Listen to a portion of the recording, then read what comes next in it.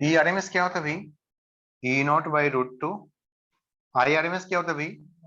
I naught by root to.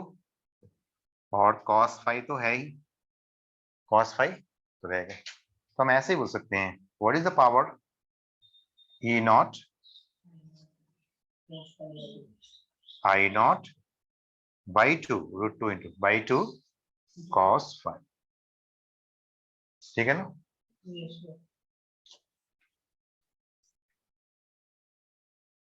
यहाँ पे एक नोट तो एक बनता है, note number 1,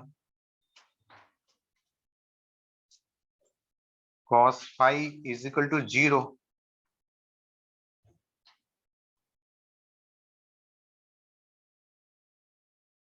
when r is equal to 0, when r is equal to 0।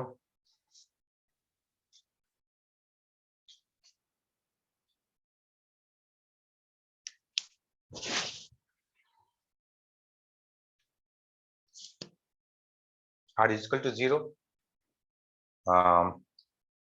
for किसकी किस में होता है? for purely capacitive, purely inductive and LC circuit only. इन तीन सर्किट्स के लिए आर की वैल्यू क्या होता है? 0 होता है। cos phi की वैल्यू क्या हो जाएगा?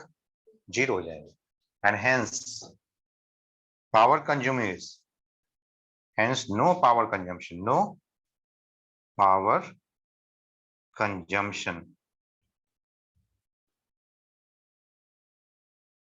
in such AC circuits, AC circuits। नहीं, सोर्स का वॉकमेंट तो रहते हैं, पावर कंजम्पशन नहीं होता, पावर कंज्यूम नहीं करते।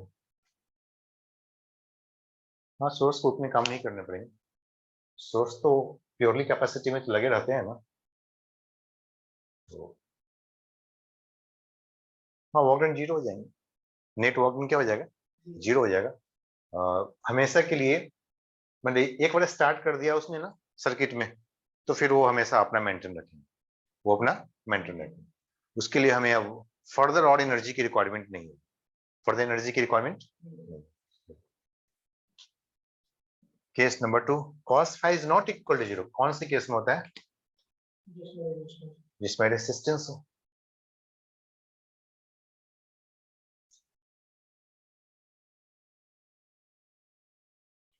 cos phi is not equal to 0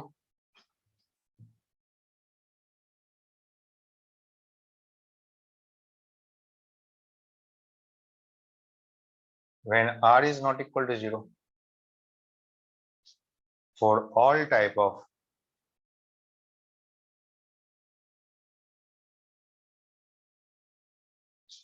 resistive circuit।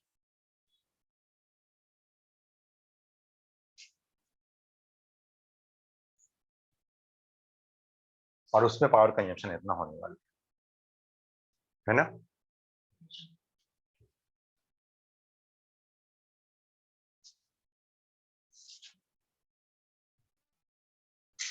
Clear है सबको? कोई डाउट?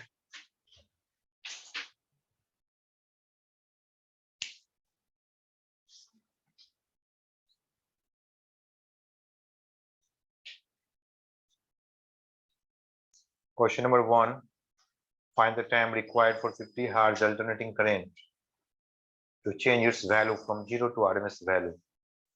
टाइम की वैल्यू बताना है हमें।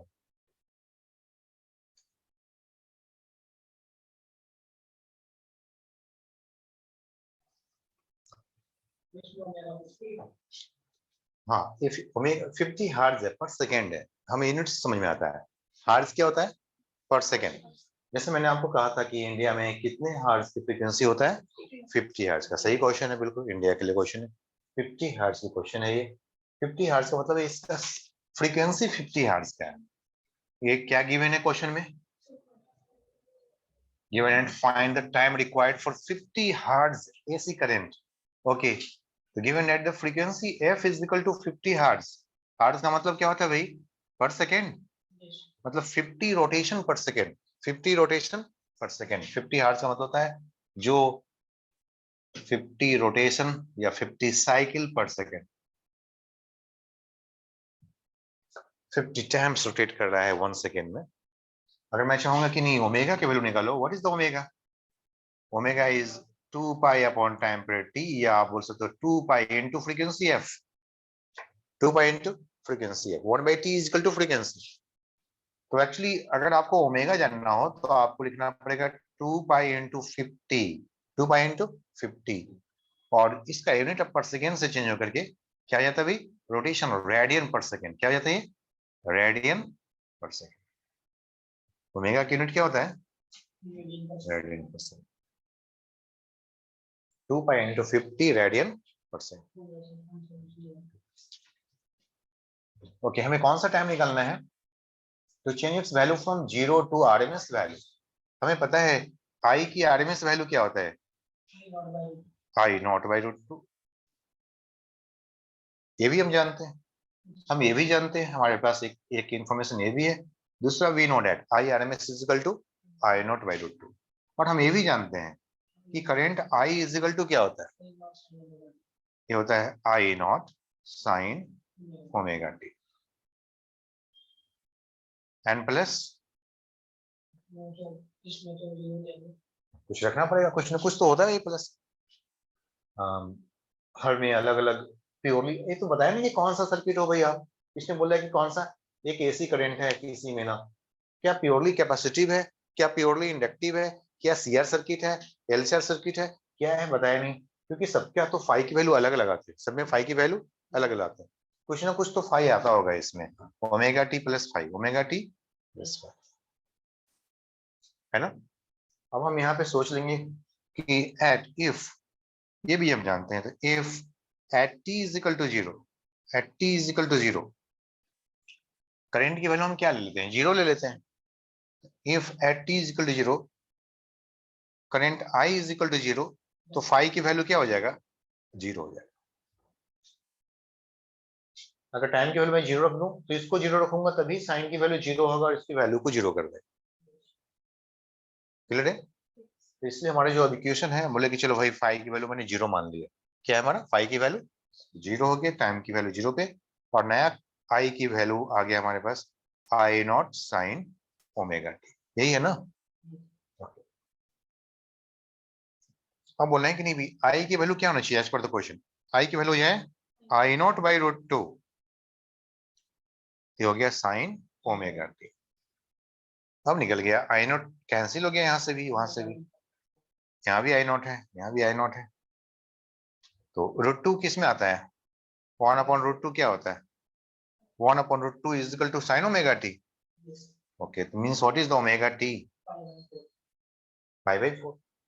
45 डिग्री के लिए आता है, sine 45 degree is equal to 1/√2, sine 45 degree 1/√2, 45 degree को हम पाई बाई 4 बोलते हैं। तो therefore we can say sine omega T is equal to pi by 4, ऐसे लिख सकते हैं क्या? Omega T is equal to pi by, ठीक है। असल हाँ, omega T is equal to pi by, और ओमेगा की वैल्यू हमारे पास क्या आया है? 100 पाई। तो टाइम की वैल्यू आ रहा है time T is equal to pi by 4 omega. This is the answer, pi upon 4। What is the omega? 100 pi. चलो पाई तो फिर कैंसिल हो गया, 1/400 ऑब्वियसली सेकेंड में आ रहा है, 1/400 सेकेंड। 1/4 तो 0.25 होता है, 2.5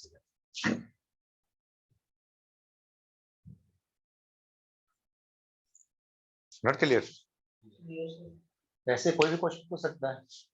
find the time required by 50 hertz AC current to change value from 0 to half the maximum value, half the maximum value।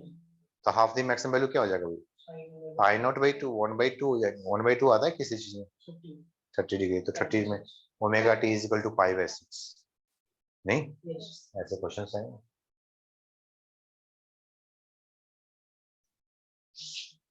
Clear है भाई?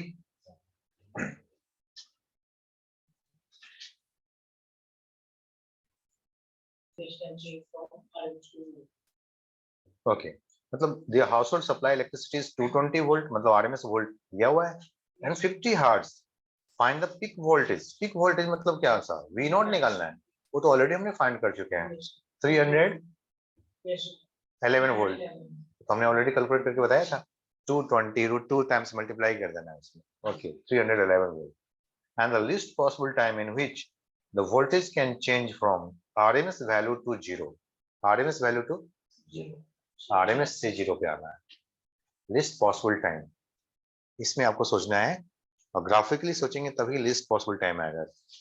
ये क्वेश्चन सोचने वाली है। Question number 2, least possible time कैसे कैलकुलेट करना है। RMS से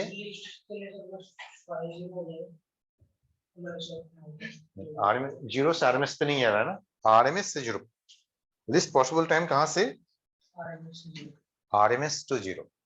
तो उसके लिए आपको देखना पड़ेगा इसको, ठीक है ना, इसको हटा दे। चलिए कितना होगा लीस्ट पॉसिबल टाइम, कैसे फाइंड आउट करेंगे?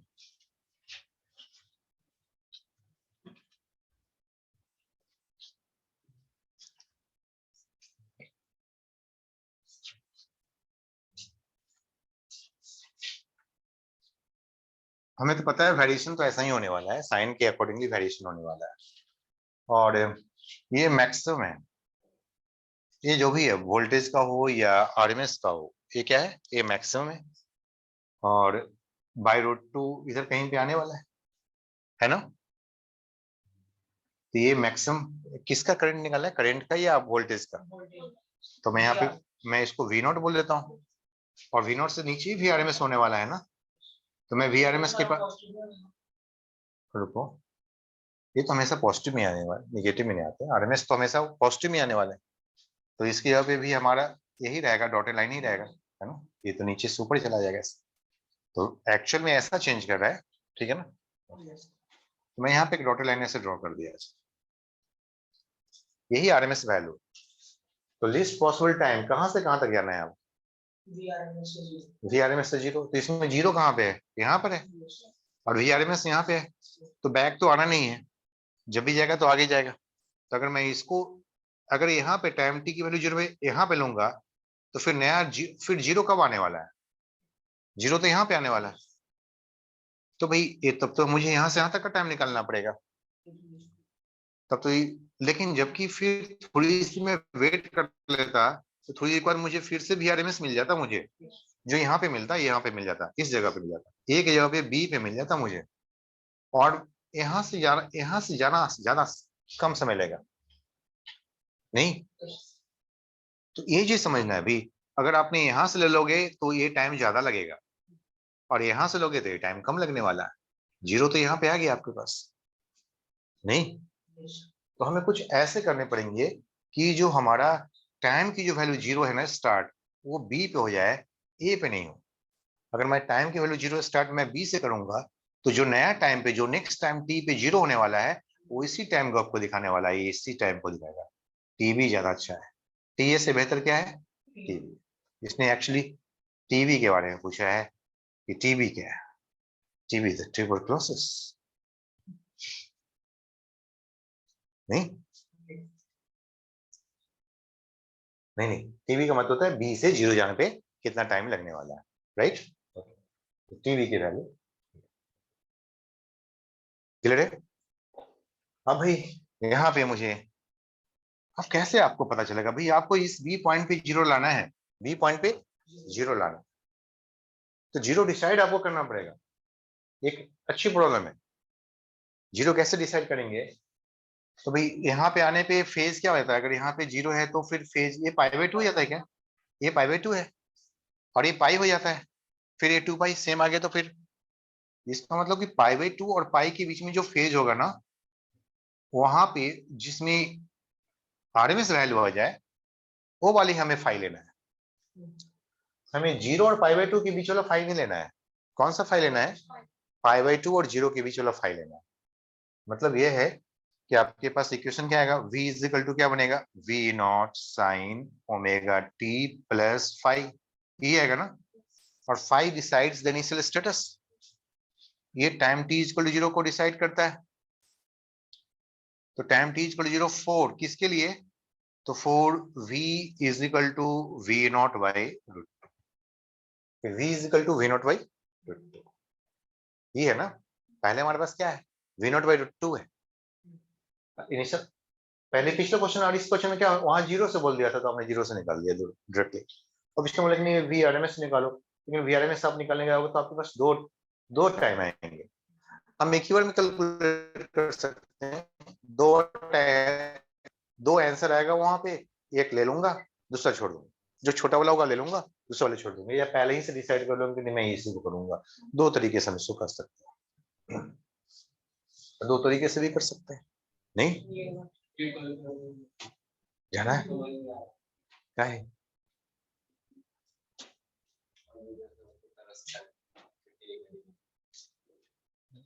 आ जाएगा समझ में, एक बार देख लीजिए आपको समझ में आ जाएगा। टाइम t इक्वल 0 पे क्या रहा है, v की वैल्यू क्या रहा है, v नॉट बाई रूट 2 आ रहा है।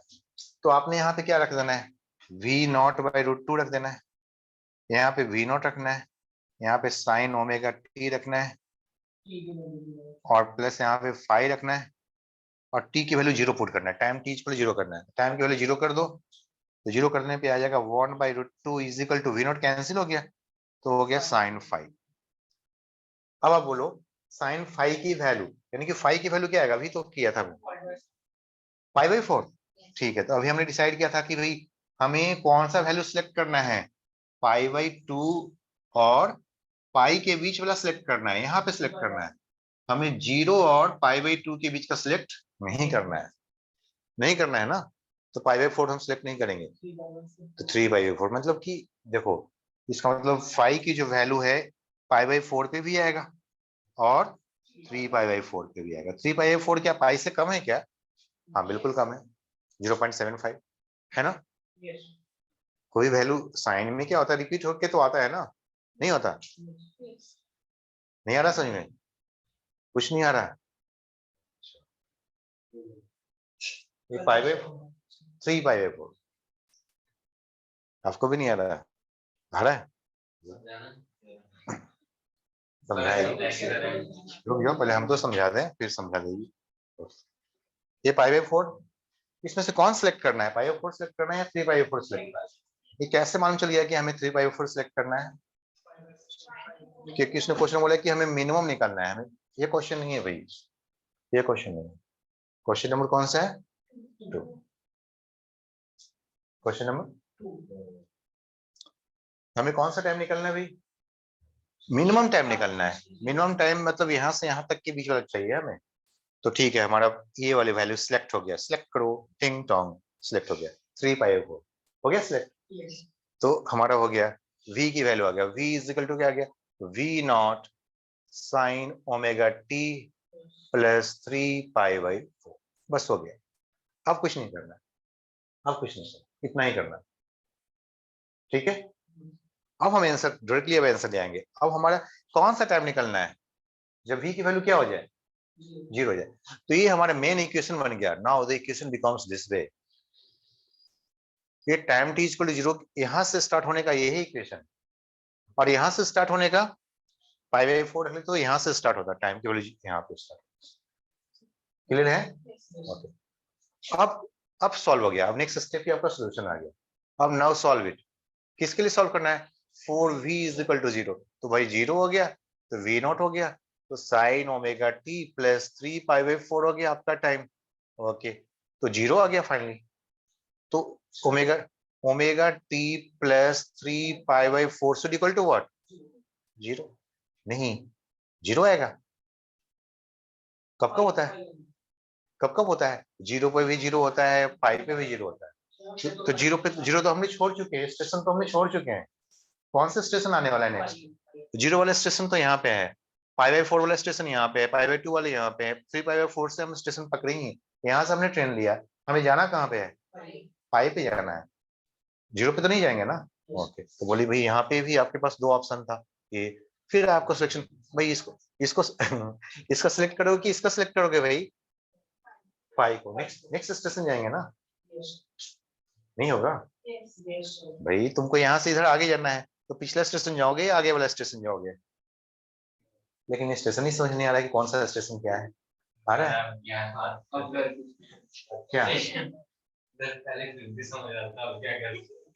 क्या बोल रहा है, नहीं नहीं तुम्हें नहीं कर रहा हूँ, क्या बोल रहा है,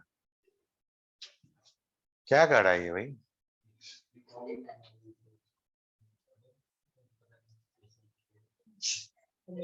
भाई भाई व्हीकल यहाँ से चलना शुरू किया, कहाँ से शुरू किया, जीरो से स्टार्ट किया, फिर कहाँ पे पहुंच गया, पाई बाई 4 पे पहुंचा, फिर पाई बाई 2 पे, फिर 3 पाई 4 पे, फिर पाई पे, लेकिन हमने टाइम टीच कर, हमारा स्टेशन कहाँ से शुरू हुआ था, तो हमें नेक्स्ट मेरा नेक्स्ट स्टेशन कहाँ, पाई पे मिलने वाला है, ठीक है ना, तो जीरो पे नहीं जाना है, जीरो पे नहीं जाना है, क्योंकि जीरो भी एक वैल्यू आ रहा है, तो इसको नहीं लेना है भाई, नॉट अलाउड, आप पे अलाउड नहीं, ये अलाउड है। और भी आने वाला है स्टेशन, और भी तो स्टेशन आने वाले ना जीरो वाले, यहाँ भी आने वाले, 2 पाई पे भी आने वाले, लेकिन 2 पाई पे भी नहीं पहुंचना है, मिनिमम निकालना है, 3 पाई पे भी आने वाला है, वहां भी नहीं पहुंचना है, मिनिमम पे निकालना है, तो क्या हो गया, माइनस कर लिया, पाई बाई 4 हो गया, सही बात है, तो टाइम की वैल्यू अब आ गया आपके पास, पाई बाई 4 ओमेगा, बढ़ जा,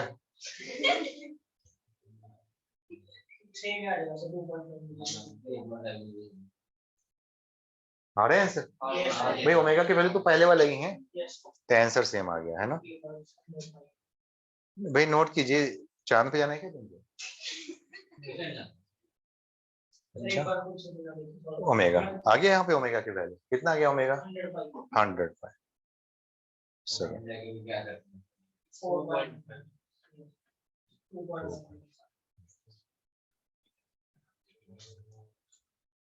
क्लियर है,